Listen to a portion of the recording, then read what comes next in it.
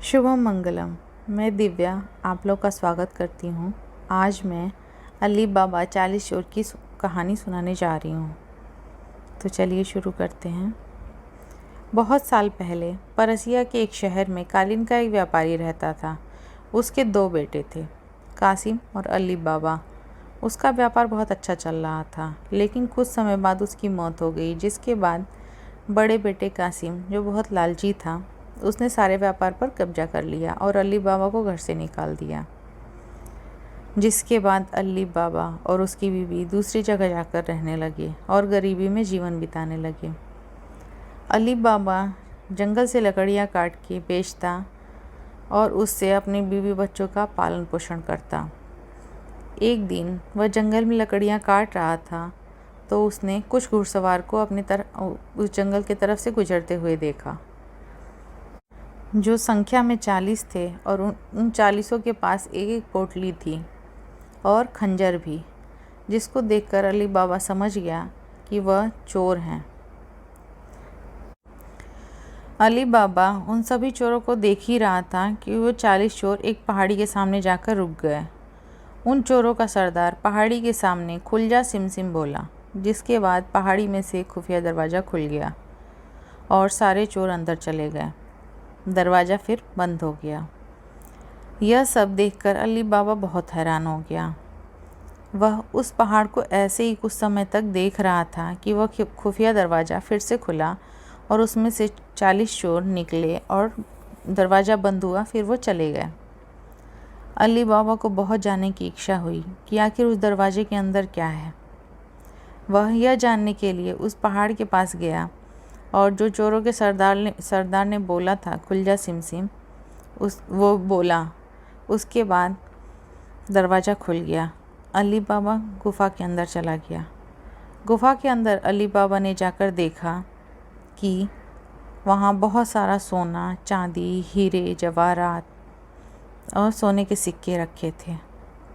वह यह सब देखकर बहुत खुश हो गया। उसको समझ में आ गया कि सभी चोर अपनी चोरी का माल लूटकर इसी पहाड़ी में छुपाते हैं। उसने कुछ सोने के सिक्के एक पोटली में भरे और उस गुफ़ा से चला आया। उसने यह सारी बात अपनी बीवी को जाकर बताई और सिक्के भी दिखाए, जिससे उसकी बीवी बहुत खुश हुई। अली बाबा ने अपनी बीवी को सोने के सिक्के तौलने के लिए बड़े भाई कासिम के घर से तराजू लाने के लिए बोला और ये भी कहा कि ये बात किसी को ना बताएं। अली बाबा की बीवी तभी कासिम के घर गई और उसकी बीवी से तराजू अनाज तौलने के लिए मांगा। कासिम की बीवी बहुत चालाक थी। उसको शक हुआ कि इन गरीबों के पास इतना अनाज कहाँ से आया। तब उसने तराजू के नीचे थोड़ा सा गोंद लगाकर उसको दे दिया। रात को अली बाबा और उसकी बीवी सोने के सिक्के तौले और सुबह वह तराजू कासिम की बीवी को लौटा दिया। कासिम की बीवी ने जब तराजू उल्टा करके देखा तो उसको एक सोने का सिक्का चिपका मिला। उसने यह बात अपने पति को बताई। यह बात सुन कासिम अपने भाई अली बाबा के पास गया और उसको सहानुभूति दिखाकर उससे सारा राज जान लिया। अली बाबा ने उसको सारी बात बताने के साथ साथ दरवाज़ा खोलने का खुफिया शब्द खुल जा सिमसिम भी बता दिया। कासिम यह सब जानकर अपने साथ कुछ खच्चरों को लेकर पहाड़ी के पास चला गया। उसने खुल जा सिमसिम बोला और दरवाज़ा खुल गया, जिसके बाद वह उसके अंदर चला गया। उसने अंदर जाकर बहुत सारा खजाना देखा और उसको भर लिया, लेकिन जैसे ही वह उस गुफ़ा से बाहर निकलने के लिए वह खुफिया शब्द बोलने लगा तो वो शब्द भूल गया था, जिससे वह उस गुफ़ा में बंद हो गया। कुछ देर बाद 40 चोर आए और दरवाज़ा खोलकर अंदर आए तो कासिम मिला। उनको पता चल चुका था कि वह उनका खजाना लेने आया है, तो उसने उसको मार दिया और उसकी लाश वहीं छोड़कर चले गए। जब बहुत देर तक कासिम नहीं आया तो कासिम की बीवी अली बाबा के घर गई और सारी बात बताई। तब अली बाबा उसको ढूंढने के लिए गुफ़ा के अंदर गया तो उसमें कासिम की लाश मिली, जिससे वह बहुत दुखी हुआ और उसकी लाश को अपने साथ खच्चर पर लाद कर ले आया।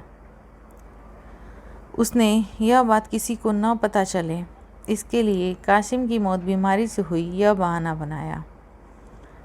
कासिम की याद में कुछ समय बाद उसकी बीवी भी मर गई। जब 40 चोर गुफा में लौटे तो वहाँ पर कासिम की लाश को न देखकर वह समझ गए कि इस गुफा के बारे में किसी और को भी पता है। उनके सरदार ने शहर में जाकर पता लगाने के लिए कहा कि जिसकी भी मौत अभी हुई है उस घर का पता लगाया जाए।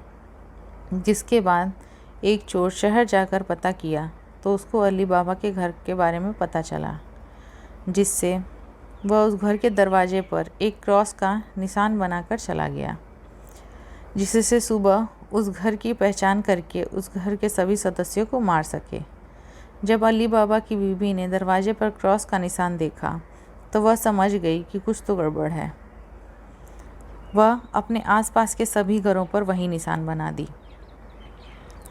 जिसके बाद सुबह जब सरदार बाकी चोरों के साथ आया तो वह बहुत परेशान हो गया कि उस सारे घरों पर वही निशान बने हुए थे।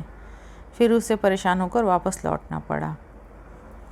वह बाद में फिर आया और अब की बार उस घर की सही पहचान करके चला गया। वह रात को एक तेल का व्यापारी बनकर 40 पीपों में अपने सभी चोरों को छुपाकर एक पीपे में तेल भरकर खच्चर से लेकर अली बाबा के घर पहुंचा। उसने अली बाबा को खुद को तेल का व्यापारी बताकर रात में रुकने के लिए जगह मांगी और तेल का भरा हुआ एक पीपा भी दिखाया। अली बाबा ने रात को रुकने की बात मान ली और उसको खाना भी खिलाया। लेकिन अली बाबा की बीवी को कुछ शक हुआ तो उसने उसके पीपों को चेक किया और उसको थोड़ा ठकठकाया। ठकठकाने के बाद उसमें आदमी की हलचल हुई तो वह समझ गई कि इसमें तेल नहीं, कोई आदमी बैठा है। इस तरह से वो 40 पीपों को चेक की और 40 में आदमी का पता चल गया। तब अली बाबा की बीवी ने तेल से भरा हुआ पीपे में से तेल निकाला और उसको खूब अच्छी तरह से गर्म करके उन सभी चोर वाले पीपों में डाल दिया, जिससे उन सभी चोरों की मौत हो गई। जब उनके सरदार ने रात को आकर अपने चोरों को बाहर निकलने के लिए आवाज़ दिया तो कोई आवाज़ नहीं आई, जिससे वो डर गया और वो तेल के पीपों को खोल कर देखा तो सारे चोर मरे पड़े थे, जिससे वह बिल्कुल डर गया और वहाँ से भागकर बहुत दूर चला गया। सुबह होते ही अली बाबा की बीवी ने अली बाबा को सारी बात बताई। अब उस सब खजाने का मालिक केवल अली बाबा ही था और जिससे वह बहुत ही अमीर हो गया। वह खुशी खुशी रहने लगे। इस तरह से अली बाबा को सारा खजाना भी मिल गया और वो अपने परिवार के साथ बहुत अच्छे से जीवन यापन करने लगा।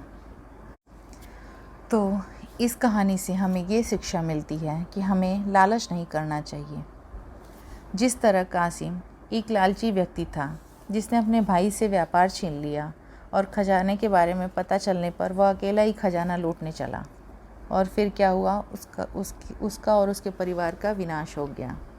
तो कभी भी लालच नहीं करना चाहिए, हमेशा ईमानदार रहना चाहिए। धन्यवाद आप लोग का ये कहानी सुनने के लिए। अगर ये कहानी पसंद आई हो तो लाइक कर दें, सब्सक्राइब कर लें और शेयर कर दें।